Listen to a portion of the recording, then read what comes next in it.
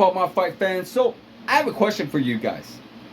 I've heard a few things, over the past last week and such like that. I was taking a little break myself, and there was talks about Francis Ngannou and that whole PFL deal. We already know that's kind of old news, but I want to ask you guys this: is Francis Ngannou a draw? Is he a pay-per-view draw? I've heard some recent comments, not too recent, but relatively recent, that Francis Ngannou not really, not the biggest draw. I somewhat disagree, because Francis Ngannou didn't really have a whole lot of time in the sun when it came to pay-per-views. Like a lot of his fights that he had were usually fight nights, and I feel like he was under-promoted a little bit, but he was a big draw in his country. The guy had a country behind him, and he was getting there little by little, especially with that Stipe fight. When he got that Stipe fight, he got huge audiences, huge audiences. But of course, Stipe is somewhat of a little bit of a draw himself. Not super big. Like, no one really is. When you put it compared to Conor McGregor, that's not fair. No one's a draw compared to Conor. Let's face facts. But I'll get into that too. When you put him against Jon Jones, maybe. Maybe. Not right now, because this was a much anticipated return. But if you put him in there against the other guys, like what he did against Dominic Reyes, Anthony Smith, Thiago Santos, maybe Alexander Gustafsson, somewhere around those guys, maybe he does compare pretty good. Because I know Jon Jones wasn't a super big draw himself. Wasn't a super big draw. It was a draw, but wasn't super big, just like Francis Ngannou.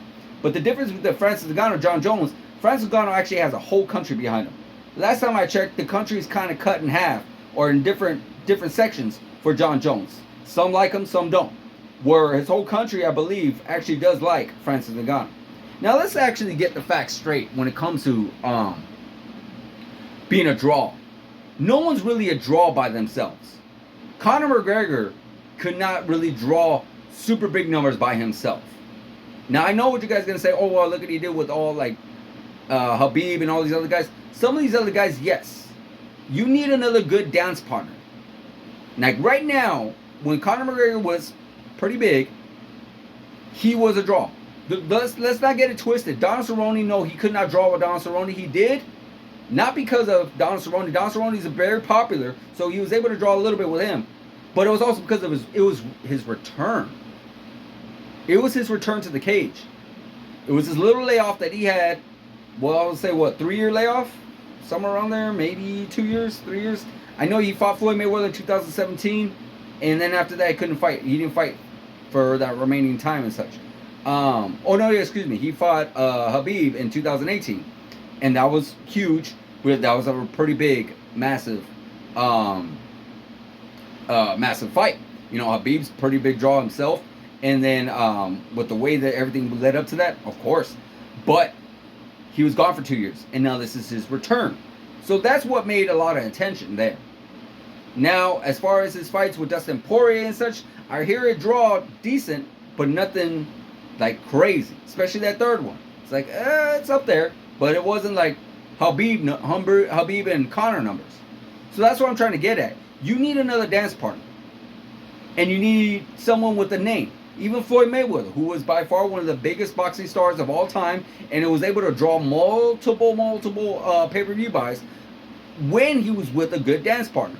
Manny Pacquiao, biggest boxing fight of all time. When he went against Andre Berto, that thing did a little under $500,000. About 400,000 if I'm correct. Could be wrong on that, but I think it's around that number last time I checked. So that tells you something. You need a dance partner that actually someone brings interest. Now you're going to tell me that Jon Jones is going to actually sell with anybody?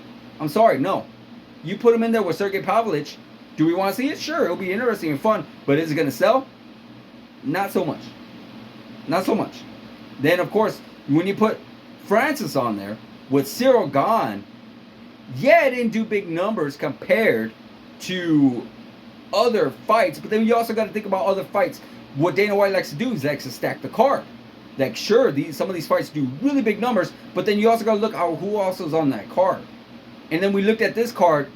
it almost feels like Dana White did it on purpose to show that Francis Ngannou isn't as big of a draw as he thinks he is, because he had, I believe, Figueiredo and Brandon Moreno on that fight on the undercard back in 2022 of January.